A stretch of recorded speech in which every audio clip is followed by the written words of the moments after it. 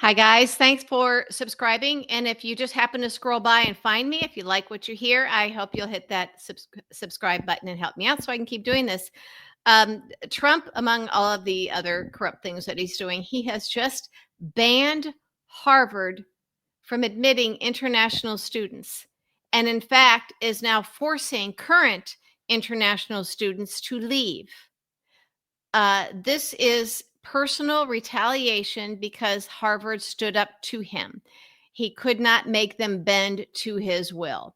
Also, we've heard that they rejected Barron. Don't know if that's true or not. But Trump has always had, a stick up his rear end about higher education, about schools that are better than what he went to. He tries to make people think he went to Wharton Business School. He didn't. He does not have a Wharton MBA. He went to undergrad only for the last 2 years because he wasn't smart enough to get in early for his freshman and sophomore years. And we know that he had somebody else take the tests and his daddy weighed in. So Trump has always been insecure about his lack of decent education and the fact that he knows he's stupid. He knows that he's a bad businessman and a bad president, and that he can't get anywhere in life without lying, cheating, stealing, being a traitor, cheating on wives. He's even a total piece of crap to his children and grandchildren. So that's a given. But now he is doing this to Harvard. I hope they continue to stand up to him. But here's what I'd like to recommend for Harvard. They've done some things, of course, that I don't like, but I do think that what they can and should do is reject the family members, the children of Republican lawmakers that are going along with Trump on this.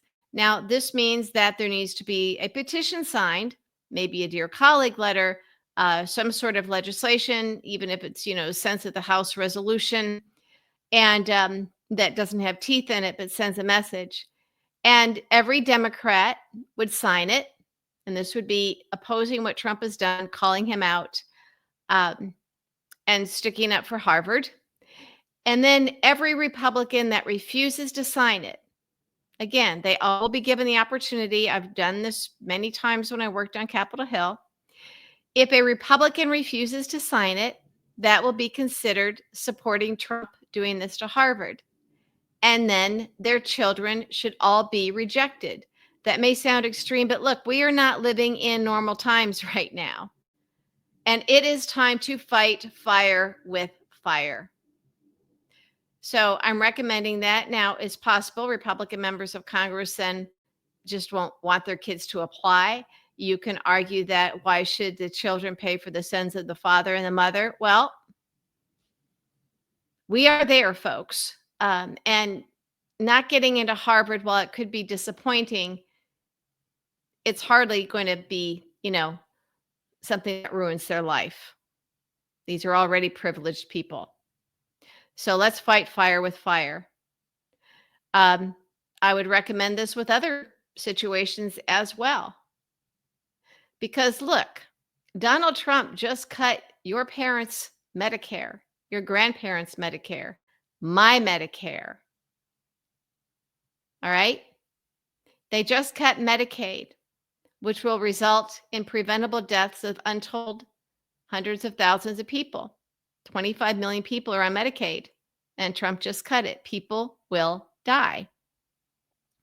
He's cut research for diseases, life-saving research. He's cut funding. He's cut grants. He's done it all. And we shouldn't be surprised because Trump himself is personally responsible for hundreds of thousands of preventable COVID deaths from his first presidency. He lied to us about COVID. And he's sending materials and testing kits over to Russia for Putin. Have we forgotten about that? Now, we didn't find out about it till relatively recently. But Americans are dying, and we had morgue trucks, refrigerator trucks, lining the streets of Manhattan, literally in residential neighborhoods, because they couldn't keep up, the morgues couldn't keep up with the dead from COVID. This is Trump. It is on him. Let's not forget. Trump is literally putting forth policies with the support of Republicans that are resulting in people dying. I do think now one of the ways to fight back is Harvard and maybe other institutions of higher learning and graduate schools and law schools. Let's see all of the big ones do it. Simply do not accept the children of Republican lawmakers if the Republican lawmakers are not supporting Harvard, Princeton, whatever. I mean, I'm probably going to get some blowback for that. I don't care. I mean, I'm okay with we boycotted Tesla and look what happened. Now, granted, Elon Musk was able to get what he needed already. He was able to basically all but shut down the agencies that were investigating many of his companies for wrongdoing. So he simply comes in and gets rid of them so he can break the law.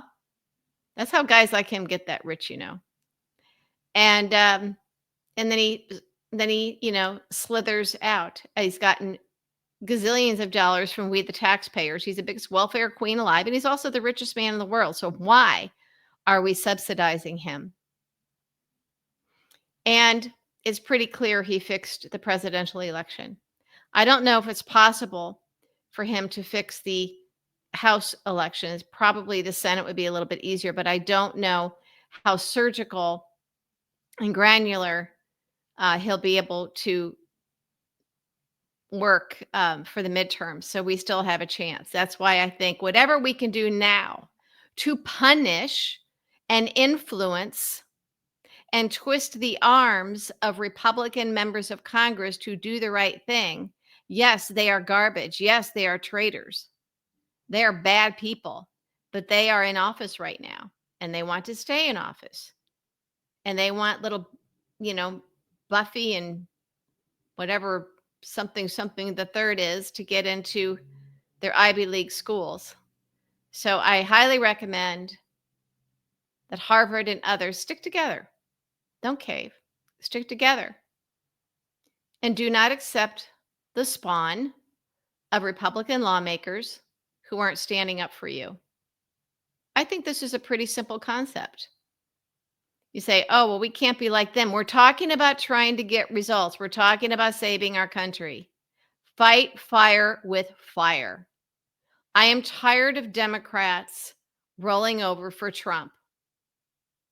The fact that they are not doing daily briefings to push back on him, daily briefings from the Capitol, as I've suggested, led by Pete Buttigieg, he's the best you got, so that the responses and the fact checking hits in the same news cycle. And please stop recommending that we do the DNC around the country. No, in the Capitol, so it's on par with the White House press briefing. And you've got built-in press right there. And if it's part of the congressional agenda, at least, for Democrats, and they're paying for it, again, assess each office, plus you have your policy and steering committees. You can get a room in the Capitol, a permanent room, through those same organizations, those same Democratic congressional organizations. And if not, have some senator give up their hideaway. And every day push back and bring in that shadow cabinet, the people's cabinet that Ken Martin, the new DNC chair, mentioned over a month ago. Now we just forget about it. This is not something that costs a lot of money. It's something that if I were there and I were working for Democrats in Congress, I could have this up and running in a matter of days. I could have it operational in a matter of days. And then fully all the I's dotted and T's crossed shortly thereafter. I know how to get this done. Democrats aren't doing it. Democrats are acting like they're Merrick Garland, and it terrifies me. So we've got to come up with strategies to fight back in other ways. Harvard, other institutions of higher learning, stick together on this. Simply reject the applications for the sons and daughters of Republican lawmakers who are not standing up for you by standing up to Trump. I think this is an excellent idea, and I'm going to be trying to think outside the box. And at this point, the more pushback I get, people think, oh, that's too draconian. It's not. I'm going to write you off as people who should be, backbenchers. This is war. And you either want to save this country or you don't. So If you do, stick with me.